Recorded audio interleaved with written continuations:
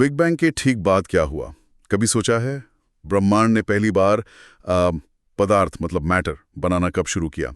बस कुछ ही पलों में सब कुछ बदल गया। आज हम बिग बैंग से यूनिवर्स श्रृंखला की दूसरे पड़ाव पर हैं। पिछले बार हमने देखा था कि कैसे शून्य से 1 सेकंड के बीच स्पेस, टाइम और भौतिकी के नियम बने और कैसे इन्फ्लेशन शुरू हुआ था। तो आज का मिशन है ये समझना कि कैसे उस शुरुआती अंधेरे से पदार्थ, परमाणु और पहली रोशनी का जन्म हुआ। चलिए इसे समझते हैं। हाँ बिल्कुल। बिग बैंग के ठीक 1 सेकंड बाद ब्रह्मांड थोड़ा ठंडा तो हुआ, लगभग 10 खरब केल्विन तक, लेकिन जाहिर है ये अब भी अविश्वसनीय रूप से गर्म था। 10 खरब केल्विन, इतना गर्म कि कुछ भी ठोस नहीं हो सकता था। जरा सोचिए, मतलब सिर्फ क्वार्क और ग्लूऑन का एक खौलता हुआ घना सूप जैसा। हाँ बिल्कुल, इसे ही क्वार्क ग्लूऑन प्लाज्मा कहते हैं। आप समझिए कि कण लगातार एक दूसरे से टकरा रहे थे, हर तरफ बस ऊर्जा ही ऊर्जा थी। अच्छा, उस वक्त बन ही नहीं सकती थी। ओह ओके, तो ये कब बदलेगा, मतलब प्रोटॉन और न्यूट्रॉन कब बने? जैसे ही ब्रह्मांड थोड़ा और ठंडा हुआ, बिग बैंग के लगभग 3 सेकंड के अंदर ही तापमान इतना गिर गया कि क्वार्क आपस में जुड़ पाए। सिर्फ 3 सेकंड में? हाँ, सिर्फ 3 सेकंड में। और तब बने पहले स्थायी कण, प्रोटॉन जिन पर पॉजिटिव चार्ज होता है और न्यूट्रॉन जो न्यूट्रल होते हैं। अच्छा, तो ये थे पहले बिल्डिंग ब्लॉक्स। बिल्कुल, ये ब्रह्मांड में पदार्थ के पहले स्थिर बिल्डिंग ब्लॉक्स थे। यही वो कण है जिनसे बाद में सभी परमाणुओं का केंद्रक यानी न्यूक्लियस बना। तो हाँ, ये एक बहुत ही महत्वपूर्ण नोड था। ठीक है, प्रोटॉन और न्यूट्रॉन बन गए। हाँ, तो अब क्या ब्रह्मांड पहली बार परमाणु केंद्रक मतलब एटॉमिक न्यूक्लियाई बनाने के लिए तैयार था? हाँ, अगला चरण वही था। उसे कहते हैं न्यूक्लियोसिंथेसिस। ये बिग बैंग के लगभग 3 मिनट बाद शुरू हुआ और करीब 20 मिनट तक चला।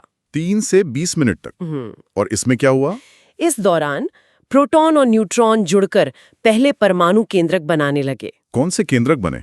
क्या भारी तत्व भी बने? नहीं, उस वक्त भारी तत्व नहीं बने।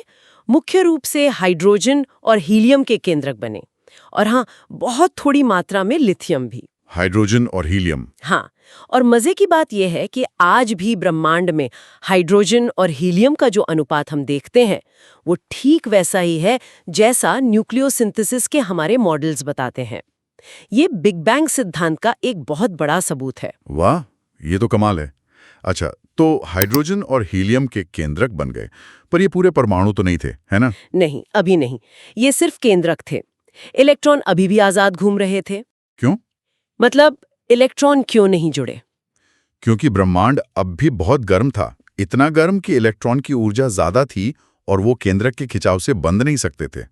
इस पूरे दौर को प्लाज्मा एरा कहते हैं। Plasma era. और आपने कहा था कि प्रकाश भी फंसा हुआ था। हाँ बिल्कुल, समझिए कि पूरा ब्रह्मांड एक तरह के घने अपारदर्शी सूप जैसा था। प्रकाश के कण यानी फोटॉन लगातार आजाद इलेक्ट्रॉनों से टकराकर बिखर जाते थे। वो सीधे यात्रा नहीं कर सकते थे।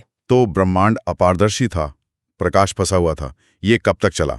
ये काफी लंबा चला, लगभग 3,80,000 साल तक। 3,80,000 साल? हाँ, आखिरकार इतने समय बाद ब्रह्मांड फैलने की वजह से पर्याप्त ठंडा हो गया। तापमान गिरकर लगभग 3,000 केल्विन तक आ गया। और फिर क्या हुआ 3,000 केल्विन पर?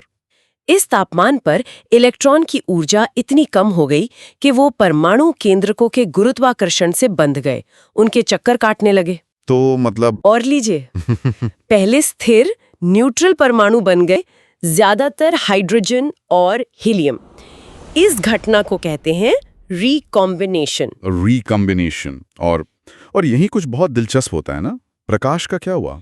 बिल्कुल, जैसे ही इलेक्ट्रॉन केंद्रकों से जुड़े और परमाणु बने, वो आजाद घूमते हुए इलेक्ट्रॉन जो फोटॉन को बिखेर रहे थे वो एक तरह से गायब हो गए। मतलब फोटॉन अब टकराने के लिए नहीं बचे, तो ब्रह्मांड अचानक पारदर्शी हो गया। एकदम से ही ट्रांसपेरेंट। जो रोशनी पहले उस घने प्लाज्मा में फंसी हुई थी वो अब पहली बार ब्रह्मांड में स्वतंत्र रूप से यात्रा करने लगी।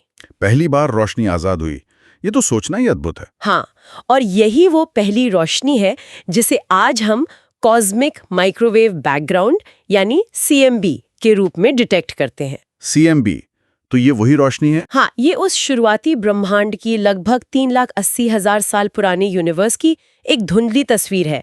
और इसमें तापमान के जो बहुत ही मामूली उतार चढ़ाव दिखते हैं ना, वही वो बीज थे जिनसे बाद में गुरुत्वाकर्षण ने तारों और आकाश गंगाओं जैसी विशाल संरचनाओं को जन्म दिया। अच्छा, तो एक बार जल्दी से रिकैप करते हैं। शुरुआत हुई क्वार्क ग्लूऑन प्लाज्मा से, हाँ, फिर बने प्रोटॉन और न्यूट्रॉन सही। लगभग 3 सेकंड में। फिर 3 से 20 मिनट तक चला न्यूक्लियर सिंथेसिस, जिसमें हाइड्रोजन हीलियम के केंद्रक बने। बिल्कुल। उसके बाद आया लंबा प्लाज्मा एरा, जब ब्रह्मांड अपारदर्शी था, रोशनी फंसी हुई थी। हाँ, करीब 3,80,000 साल तक। और अंत में हुआ रिकॉम्बिनेशन, परमाणु बने, ब्रह्मांड पारदर्शी हुआ और पहली रोशनी यानी CMB निकली। एकदम सही, ठीक है। तो अब ब्रह्मांड पारदर्शी था, परमाणु बन चुके थे, लेकिन तारे नहीं थे, आकाशगंगाएं नहीं थीं। सब कुछ बस हाइड्रोजन और हीलियम का एक ठंडा अंधेरा बादल जैसा था। तो सवाल यह है कि इस अंधेरे से तारे और आकाशगंगाएं कैसे बनी? गुरुत्वाकर्षण मतलब ग्रेविटी ने क्या भूमिका निभाई? हाँ, और इससे एक गहरा सवाल भी जुड़ा है। कैसे एक लगभग एक जैसा, आप कह सकते हैं बेजान सा दिखने वाला ब्रह्मांड धीरे धीरे इतना जटिल और जीवन से भरपूर बना जैसा हम आज देखते हैं। इन शुरुआती पलों को समझना हमें ब्रह्मांड के विशाल पैमाने और उसके अविश्वसनीय विकास को समझने में मदद करता है। तो इन सवालों के जवाब हमें मिलेंगे हमारी श्रृंखला के अगले भाग में, अंधेरे युग से उजाले तक, पहले तारों का जन्म। ब्रह्मांड की कहानी अभी जारी।